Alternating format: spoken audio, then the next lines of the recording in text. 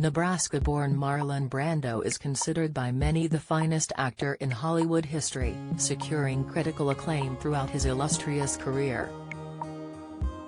His influence over cinema was so significant that he was one of only 6 actors named by Time magazine in its 100 most important people of the 21st century, also hailing him the greatest star of all time.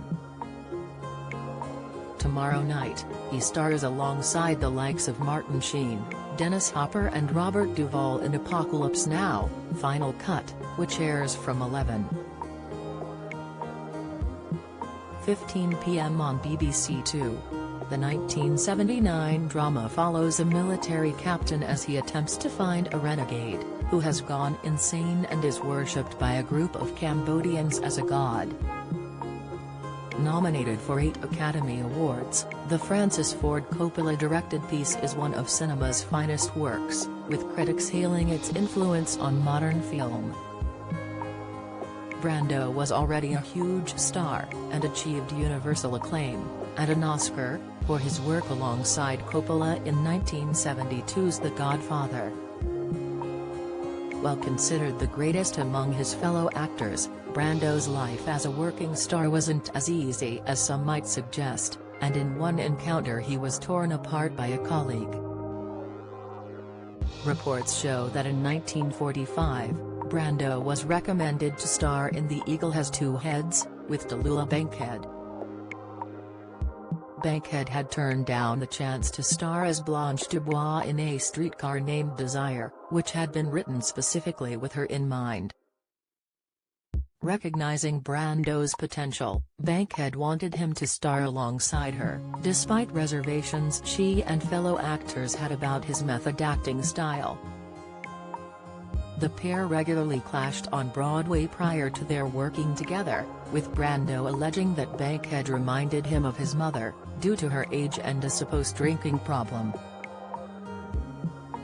Producer of The Eagle Has Two Heads, Jack Wilson, reportedly lost his temper with Brando, himself known for his love of alcohol, after he mumbled his way through a dress rehearsal in 1946.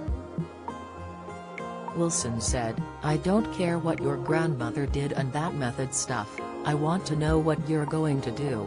After Brando raised his voice, and acted as though the alcohol was no longer an influence, one cast member remarked, "It was marvelous. Everybody hugged him and kissed him.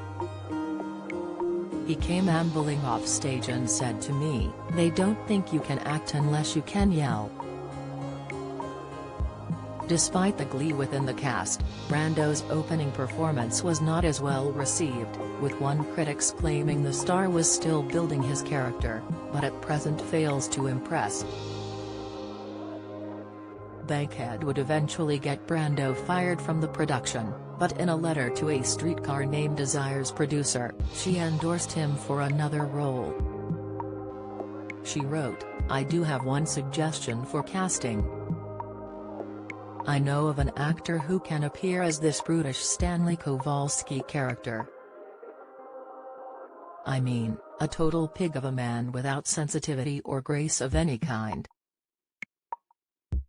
Marlon Brando would be perfect as Stanley. I have just fired the cad from my play, The Eagle Has Two Heads, and I know for a fact that he is looking for work." In his career, Brando was often criticized for a perceived lack of effort in remembering lines, with the star using cue cards instead. Brando felt this helped bring more realism and spontaneity to his performances, as otherwise he believed he'd look more like someone recounting a writer's speech. In the documentary The Making of Superman, the movie, Brando explained, "If you don't know what the words are but you have a general idea of what they are, then you look at the cue card. It gives you the feeling to the viewer, hopefully, that the person is really searching for what he is going to say, that he doesn't know what to say." Apocalypse Now, Final Cut airs from 11:15 p.m. on BBC Two on Monday.